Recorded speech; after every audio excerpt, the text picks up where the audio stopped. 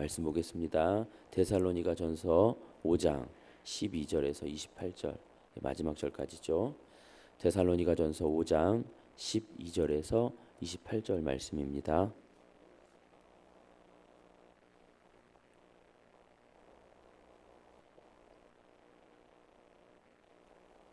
데살로니가전서 5장 12절에서 28절 우리 한 목소리로 같이 읽겠습니다. 형제들아, 우리가 너희에게 구하노니 너희 가운데서 수고하고 주 안에서 너희를 다스리며 권하는 자들을 너희가 알고 그들의 역사로 말미암아 사랑 안에서 가장 귀히 여기며 너희끼리 화목하라. 또 형제들아, 너희를 권면하노니 게으른 자들을 권계하며 마음이 약한 자들을 격려하고 힘이 없는 자들을 붙들어 주며 모든 사람에게 오래 참으라. 삼가 누가 누구에게든지 악으로 악을 갚지 말게 하고 서로 대하든지 모든 사람을 대하든지 항상 선을 따르라. 항상 기뻐하라. 쉬지 말고 기도하라. 범사에 감사하라. 이것이 그리스도 예수 안에서 너희를 향하신 하나님의 뜻이니라. 성령을 소멸하지 말며 예언을 멸시하지 말고 범사에 헤아려 좋은 것을 취하고 악은 어떤 모양이라도 버리라.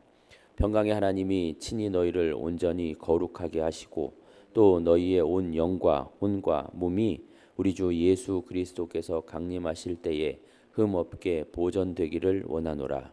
너희를 부르시는 이는 미쁘시니 그가 또한 이루시리라. 형제들아, 우리를 위하여 기도하라. 거룩하게 입맞춤으로 모든 형제에게 문안하라. 내가 주를 힘입어 너희를 명하노니 모든 형제에게 이 편지를 읽어주라. 우리 주 예수 그리스도의 은혜가 너희에게 있을지어다. 아멘. 마지막 권면이라는 제목으로 말씀을 전합니다. 어제 본문의 내용은 주님의 재림에 관한 것이었는데요. 데살로니가 교회도 소위 초대 교회가 아니겠습니까? 초대 교회요. 그러니까 예수님이 승천하시고 얼마 되지 않아 생긴 그런 교회입니다. 그래서 교회가 온전하지 못해요. 그러니까 교회가 무언지, 교회로서 어떻게 살아내야 하는지 그 목적과 방향성, 이런 정체성이 무언지 잘 모르거나 분명하지 않거나 구체적이지 못하다 이겁니다. 자, 이런 초대교회, 데살로니가를 포함한 초대교회에 있어서 이제 언젠가도 말씀드린 기억이 있는데 여러 가지로 부족해요. 여러 가지로 부족한데 그 중에 이제 조금 부족하면서도 난해한 게 뭐였냐면 재림에 관한 이해였어요. 주님의 재림에 관한 이해. 두 가지 재림관을 갖고 있었습니다. 하나는 임박한 재림관, 또 하나는 지연된 재림관이었어요. 임박한 재림이란 곧 주님이 오신다. 내일이라도, 아니 조금 있다가라도 이렇게 주님이 오신다. 이게 이제 임박한 재림이었고요. 지연된 재림이란 아니다. 그분이 오시려면 좀 걸릴 것이다. 그렇게 급하게 오시지는 않은 거다. 앞으로 좀 더 후에 오실 것이다. 이렇게요. 그러면 제대로 된 재림과는 무엇인가? 이 둘을 합쳐야 되는 거예요. 언제일지는 모르나 늘 깨어 준비하고 있어야 한다는 것이죠. 예. 그분이 마음 먹으시면 오늘이라도 오실 수 있지만, 오늘이라도 오실 수 있는 건데, 그러나 내가 그냥 그분이 오시면 끝이 아니잖아요. 우리 성도들이 주께서 원하시는 수준이 되어야 되잖아요. 그 나라에 합당한 자로 지어지기 위해서는 80년도 모자랄 수 있는 거예요. 100년도 모자랄 수 있는 거예요. 그러니 그때 그 재림이, 주의 재림이 언제가 될지는 모르지만 내일이라도 그분이 오실 수 있으니 오늘을 최선을 다하여 살되 하나님의 자녀요 백성답게 이렇게 살아야 한다라는 것이죠. 더욱 예수님을 의지하면서 성도답게 살아야 한다는 것입니다. 언제 오실지는 모르지만 내일이라도 오실 수 있다라는 생각을 하면서 오늘 하루를 그분이 원하시는 대로 하나님의 자녀요 백성, 그 나라의 합당한 백성, 이것이 되어야 한다라는 이 생각을 가지고 열심을 내야 한다라는 것입니다. 그게 깨어있는 자의 모습인 거예요. 자, 이제 오늘 본문은 제목이 잘 말해주고 있듯이 마지막으로 하는 권면이거든요. 이제 편지로 보면 끝인사 뭐 그런 거잖아요.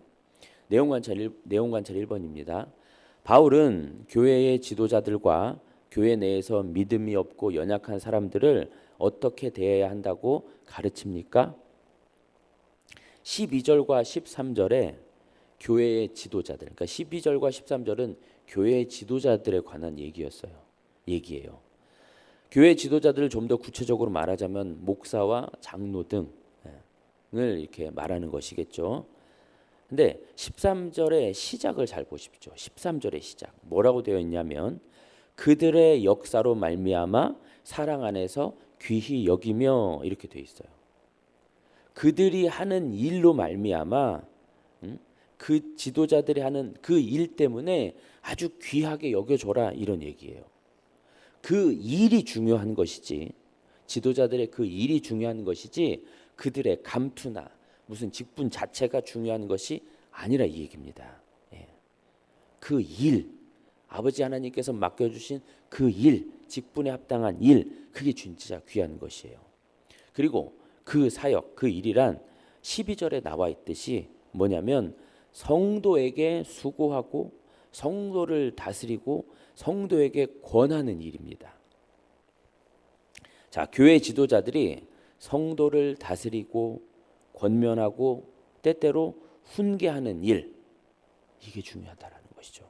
그런데 무엇으로 기준을 삼고 어떻게 해야 되냐면 말씀이겠죠. 말씀을 기준으로 말씀의 근거에서 성도를 다스리고 성도를 권면하고 성도를 훈계해야 하는 것입니다. 지도자들은 한마디로 말씀으로 성도를 섬겨야 하는 것이죠. 말씀이요. 그 일이 참으로 어렵습니다. 이런저런 사리사욕이나 세상의 기준으로 세상의 방식으로 성도를 섬기는 것이 아니라 말씀이 가르치는 대로 성도를 섬겨야 합니다. 그래서 참 어려워요. 쉽지 않습니다. 그러니 그 지도자들을 귀히 여기되 이 지도자들이 그렇게 귀한 말씀으로 바르게 성도들을 섬겨 나갈 수 있도록 여겨달라. 힘을 줘라. 기도해 줘라. 이런 게 되는 것이죠. 그러면서 14절인데요. 우리 14절은 같이 한번 읽어보겠습니다. 시작. 또 형제들아 너희를 권면하노니 게으른 자들을 권계하며 마음이 약한 자들을 격려하고 힘이 없는 자들을 붙들어주며 모든 사람에게 오래 참으라. 일단 오래 참으래요. 모든 사람에게 있어서 교회 안에 여러 부류, 여러 어떤 상황에 있는 사람들이 있죠. 일단은 뭐 하래요? 오래 참으랍니다. 그리스도인의 가장 큰 덕목 중에 하나는 오래 참는 것입니다. 참아내는 것입니다. 자, 우선 세 부류가 나와요. 게으른 자들, 마음이 약한 자들, 힘이 없는 자들, 이렇게 세 부류요. 우선 게으른 자들을 권계하며 그랬는데 이 게으른 자가 뭔가 원어를 살펴보니까요, 이런 의미예요. 대열을 벗어난 자예요. 이 군대 용어거든요. 군대의 그 행군 대열에서 이탈한 나고병, 이런 뜻입니다. 군대 용어예요. 근데 그 군인이 왜 그 대열에서 이탈했는가? 자기 마음에 들지 않아서 이탈한 거래요. 그러니까 체력이 안 되거나 어디가 다쳤거나 이런저런 합당한 이유가 있어서 행군 대열, 군대에서 그 공동체에서 빠져나온 것이 아니라 어떤 규율이나 군대에도 규율 같은 게 있잖아요. 그 규율이나 자기 마음대로 할 수 없는 것에 대해서 그것이 싫어서 이탈해 버리는 것이죠. 난 여기 싫어. 난 이거 싫어. 내 마음대로 할래. 이러면서 이탈하는 거예요. 교회는 마치 군대와 같아서 어떻게 해야 돼요? 하나여야 되고 그렇게 하나가 되려면 질서가 있어야 되는 거잖아요. 근데 그게 싫은 겁니다. 그래서 자꾸 튕겨나가고 자기 멋대로 하고 그래서 피해를 주고 이런 걸 뭐라고 한다고요? 게으르다고 했어요. 그러니까 그렇게 게으르게 하면서 자기만 생각하는 거죠.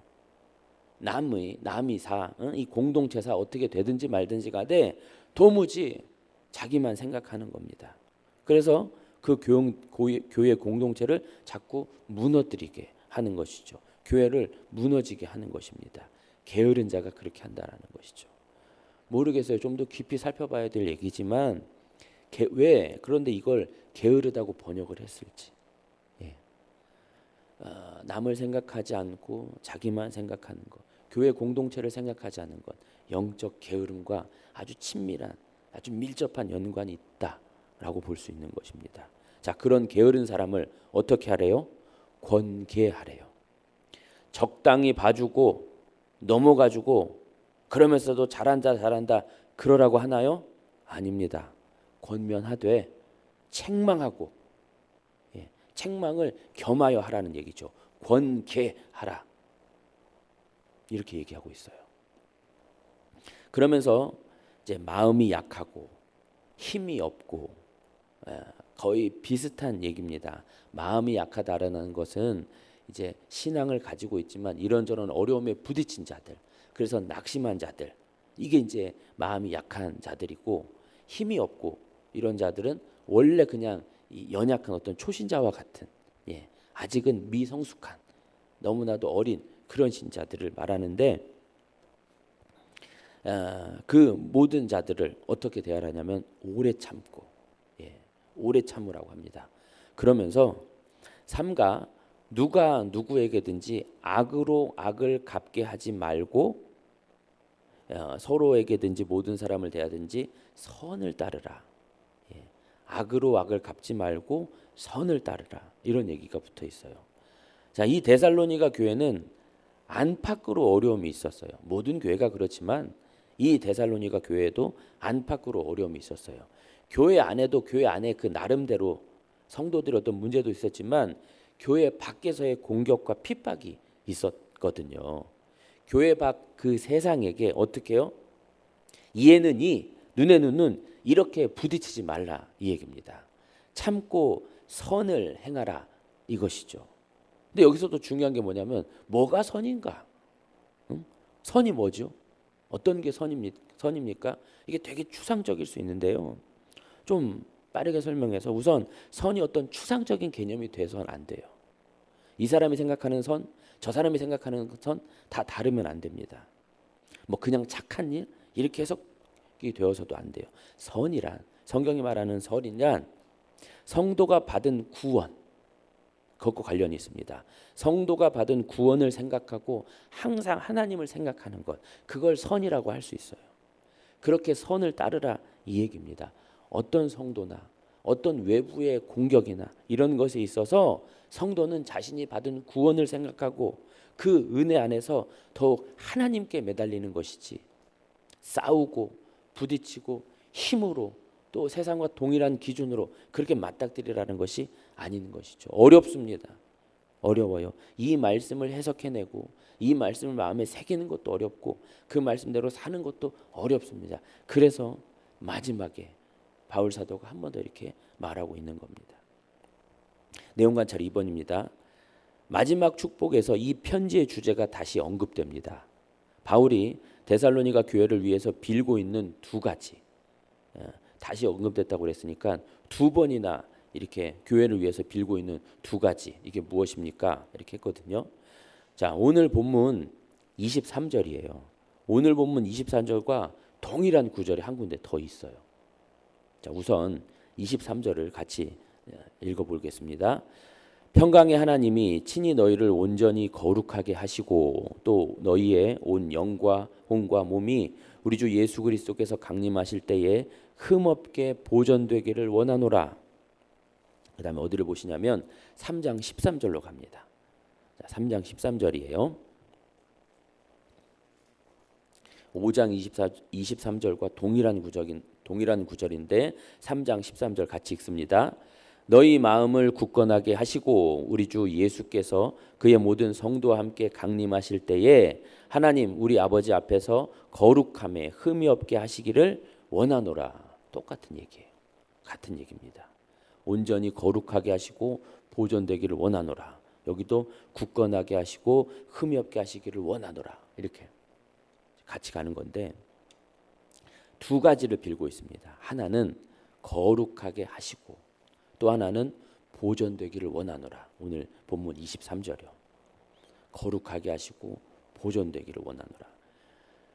결국 이 두 가지 기도는 하나로 수렴이 돼요.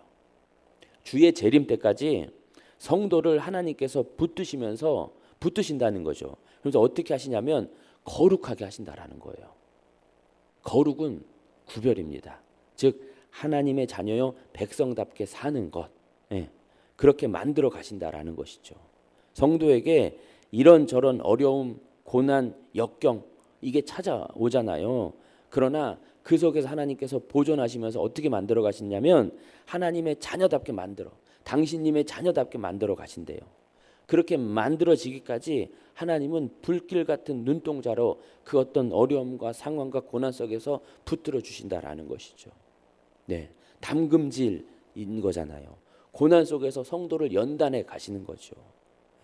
거룩하고 흠이 없게 그렇게 만들어 가신다 이 얘기입니다. 그러니 데살로니가 교회요.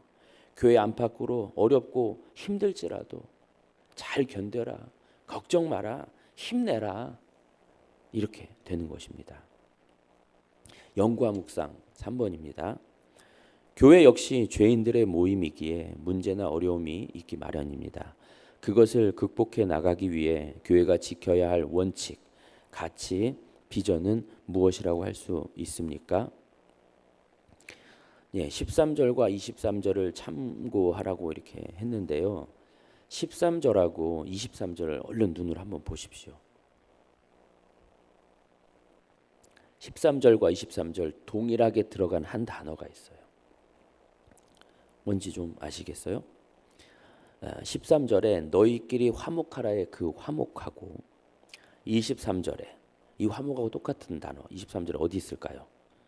평강의 하나님에서 평강입니다.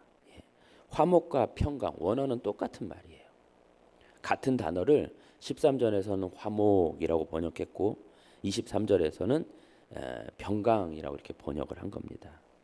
교회가 의인들의 모임이기도 하지만 지문이 말하는 대로 죄인들의 모임이기도 합니다. 그래서 어려움이 많지요. 속상한 일도 많고요. 분쟁도 없지 않습니다. 근데 그것을 극복하는 길은 뭐라고요? 화목입니다. 화목, 화평, 평강입니다. 화목을 찾도록 노력해야 한다라는 것이죠. 내 주장을, 내 어떤 정당성을, 내 욕심을 내세우기보다는 교회의 화목을 위해서, 교회의 화평을 위해서 좀 참고 견디고 말하지 않고 그냥 꿀떡꿀떡 삼키고 때로 손발을 걷어붙이고 힘쓰고 이래야 된다라는 것입니다. 하나님도 본인 스스로를 어떤 하나님이라고 하세요? 평강의 하나님, 화목의 하나님이라고 하시잖아요. 그 하나님의 자녀들인 우리가 어떻게 화목을 이루는데 힘써야 된다라는 것입니다. 그러니까 우리가 잘 아는 말 있잖아요. 하나님과 화목하기도 해야지만, 성도들은 하나님과 화목하기도 해야지만 누구끼리도 화목해야 됩니까? 최소한 성도끼리라도 화목해야 한다라는 것입니다. 하나님과는 화목한데 성도끼리는 화목하지 않다고요? 그건 거짓말이에요. 그럴 수는 없습니다. 하나님과 화목한 만큼 성도끼리도, 그러니까 교회가 화목한 것입니다. 그 화목을 위해 힘쓰자. 교회의 그 하나됨, 교회의 일치, 그것을 위해 힘쓰자. 교회의 분열을 내지 말자라는 것입니다. 느낀 점 4번입니다. 그리스도 예수 안에서 우리를 향하신 하나님의 뜻에 대한 가르침이 당신에게 어떻게 다가옵니까? 아주 유명한 구절이죠. 항상 기뻐하라, 쉬지 말고 기도하라, 범사에 감사하라. 이것이 그리스도 예수 안에서 너희를 향하신 하나님의 뜻이니라. 아주 유명한 구절인데요. 근데 이 구절이 좀 오해되어 있어요. 어떤 식이냐면 잘 보십시오. 마치 이 구절을 대한다 하면 항상 기뻐해야 하고 쉬지 말고 기도해야 하고 범사에 감사해야 돼. 이것이 하나님의 뜻이야. 이렇게 기뻐하는 것도 기도하는 것도 감사하는 것도 마치 뭐처럼 여겨져요? 명령처럼 여겨져요. 이렇게 하는 게 하나님의 뜻이야. 근데 이 구절이 이렇게 읽혀지면 안 됩니다. 우리는 경험적으로 너무나 잘 알다시피 어떻게 항상 기뻐할 수 있나요? 어떻게 쉬지 않고 기도할 수 있죠? 어떻게 범사에 감사만 나옵니까? 그게 안 된다는 게 성경도 어디에서 그렇게 되는데 그런 말을 하는데, 그러니까 이거는 액면 그대로 읽혀져서는 안 돼요. 되지도 않는 걸 어떻게 하냐고요. 하나님이 해주시면 한다고요? 아닙니다. 하나님도 어디에서는 성도가 힘들 수 있다, 고난이 찾아온다, 그렇게 말씀하셨어요. 범사에 감사가 안 나올 수 있다라고 말씀하셨다니까요. 기쁠 수만은 없다라고 말씀하셨어요. 그럼 어떻게 되냐고요. 이 말씀은요, 뒤로부터 읽혀져야 돼요. 하나님의 뜻, 그리스도 예수, 그 아들 하나님에서 하나님의 뜻, 계획이 뭐냐 하면 자신이 택한 백성들이 어떻게 항상 기뻐하고 쉬지 않고 기도하고, 그러니까 쉬지 않고 하나님과 교제하고 범사에 감사가 넘치게 하는 것이다. 하나님이 이것을 반드시 이루신다. 하나님이 이렇게 되도록 만들 것이다. 성도로 하여금 성도를 그렇게 만들어가게 하실 것이다. 그러니까 성도에게 주시는 명령이라기보다는 뭐라고요? 하나님의 의지고 하나님의 계획하심이고 하나님께서 이루시는 일이라 이겁니다. 그래서 보세요.